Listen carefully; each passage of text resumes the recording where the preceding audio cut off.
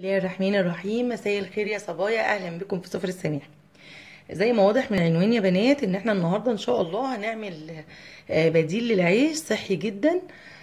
بصوا يا بنات، في فتره الشتاء اللي فاتت دي الجسم ما بيحرقش كويس، لان السقعه مع قله حركتنا. طبعا احنا بنقلل الحركه في الشتاء جامد مش زي الصيف، وكمان عدم خروج عرق، وكمان ان احنا بناكل كتير في الشتاء عن في الصيف. احنا بنجوع، السقعه بتجوعنا فبتخلينا ناكل اوقات حاجات اكتر من اللزوم يعني، او لازم لجسمنا. فانا النهارده ان شاء الله هعمل لكم بديل للعيش بمكون واحد بس، زي ما انتم شايفينه كده. ان شاء الله ينجح معاكي وحلو جدا، وكمان رخيص مش غالي خالص. شوفوني يا بنات، بتجيبيه بالكيلو من عند العطار عادي خالص، مش غالي. مش غالي بالنسبة لمنتجات بدايل المنتجات في السوبرات ماركت غالية جدا.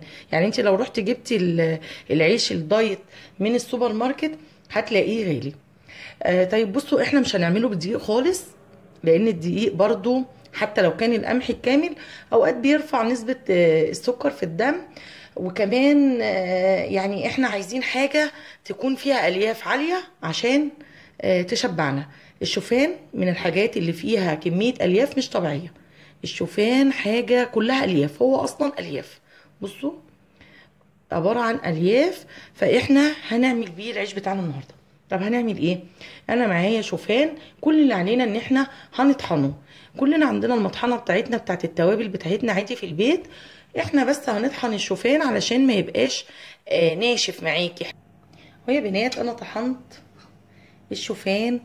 بصوا، مش ناعم قوي ومش خشن قوي، يعني ما تخلوش ناعم قوي وخشن او خشن قوي اهو بالمنظر ده كده. هنعمل ايه يا بنات؟ هيبقى معانا شوفان وكوبايه ميه هناخد نفس كوبايه من الشوفان، من نفس العيار الميه بالظبط، وكوبايه الميه دافيه.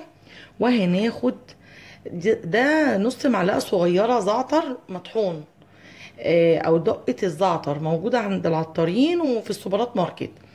لو انت حابه تعمليه بطعم الزعتر او حبه البركه، ودي ذره ملح، او ممكن تحطي الاتنين على بعض زي ما انت عايزه. انا هاخد من هنا، هنعبي مع بعض كده مج عشان نعمل الرغيف بتاعنا.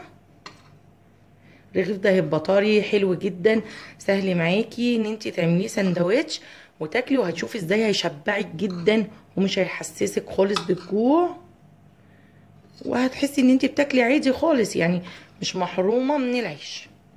بس كده انا خدت اهو. انا نبعد ده بقى، انا كل اللي عايزاه ده بس كده. انا عايزه مج الشوفان ده ومج الميه. هجيب كده بقى اي حاجه نخلط فيها الكلام ده. هحط هنا الشوفان وهبتدي هنزل بالميه واحده واحده. الميه لازم تكون بتغلي، الميه لازم تكون بتغلي.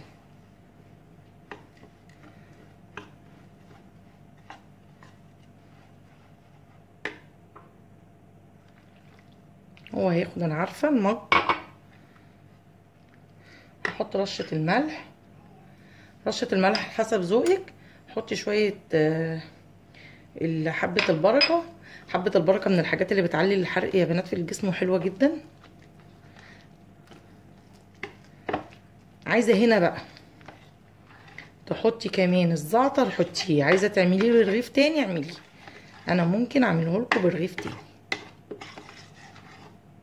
نسيب الزعتر على جنب، وممكن بقى ايه هنضيفه على رغيف تاني. بصوا، هو في الاول هيبقى كده ليه؟ عشان انتوا عارفين الميه سخنه وطري، بس الشوفان ناشف هياخد الميه. احنا هنسيبه بس 5 دقايق يتشرب الميه، وبعدين هوريكم هنعمل ايه. سيبه بس كده 5 دقايق مع الميه السخنه دي اللي بتغلي. الميه تكون بتغلي يا بنات. بصوا، عايزين منظره كده كده. ايوه كده كده.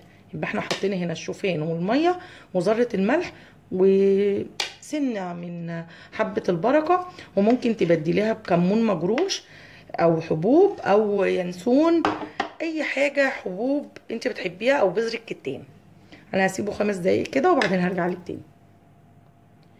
رجعت لكم تاني يا بنات وجبت طاسه فيها دهنه زيت. الزيت اللي في الطاسه ده كتير، انا هنقلله مش هينفع ناخده كله، يعني يا دوبك تمسحي الطاسه بالزيت بس كده.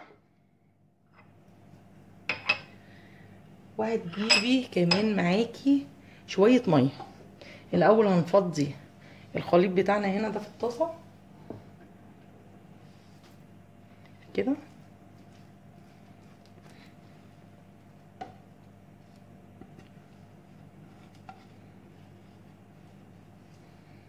كده. وبعدين هتعملي ايه؟ هو بصي هيغلبك لو انت حبيتي تفردي كده، فاحسن حاجه احنا بقى ايه، هنعمل بايدينا بالميه كده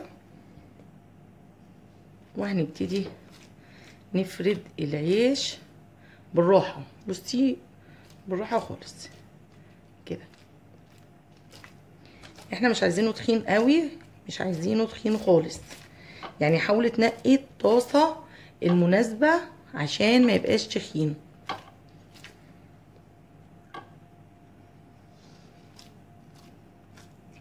واحده واحده هيتفرد معاكي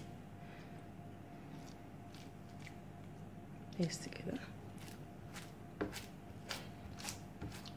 لو حسيتي ان هو تخين شيلي منه حته على الطاسه اللي انت بتعمليها، شيلي حته عشان ما يبقاش تخين. اهو يا بنات شكل العيش بعد ما سويته كده بالميه واحده واحده هيتعمل معاكي كده بالظبط. هنبتدي بقى نروح على النار، نحطه على نار يعني خفيفه لحد ما هيستوي من تحت، وبعدين هنقلبه تاني. هنشوف مع بعض دلوقتي وهوريكي ازاي تعمليه. اهو يا بنات احنا حطيناه على النار. بصوا يا بنات النار تكون وسط، ما تكونش عاليه قوي ولا واطيه قوي.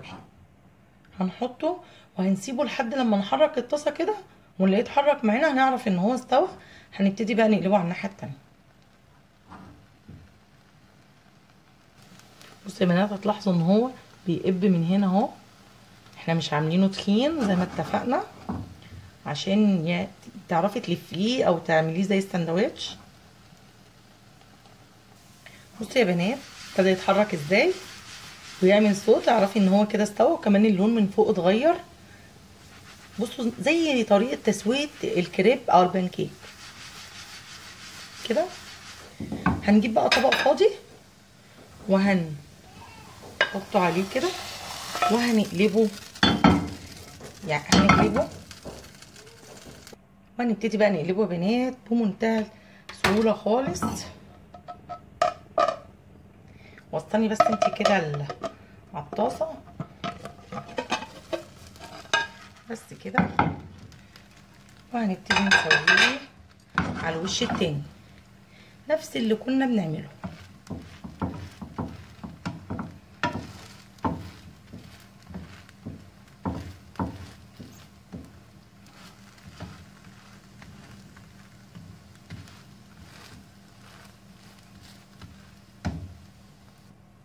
يا بنات بصوا طالما بنسمع الخروشه دي يبقى خلاص هو استوى تمام.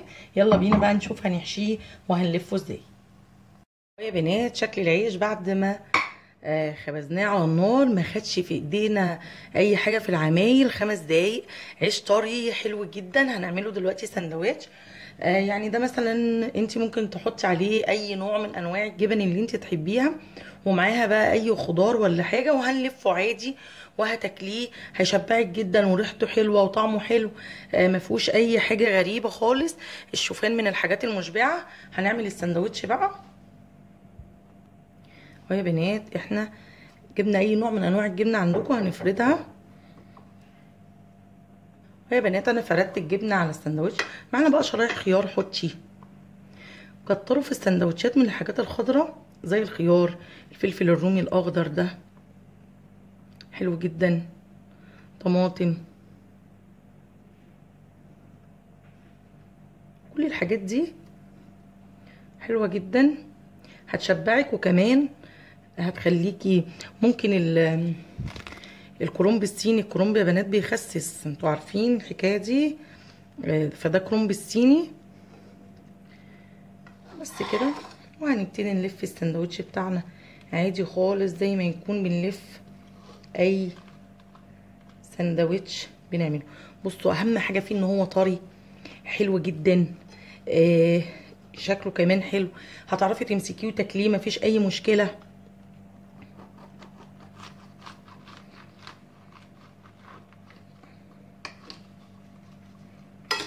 شايفين دي شكل السندوتش بتاعك.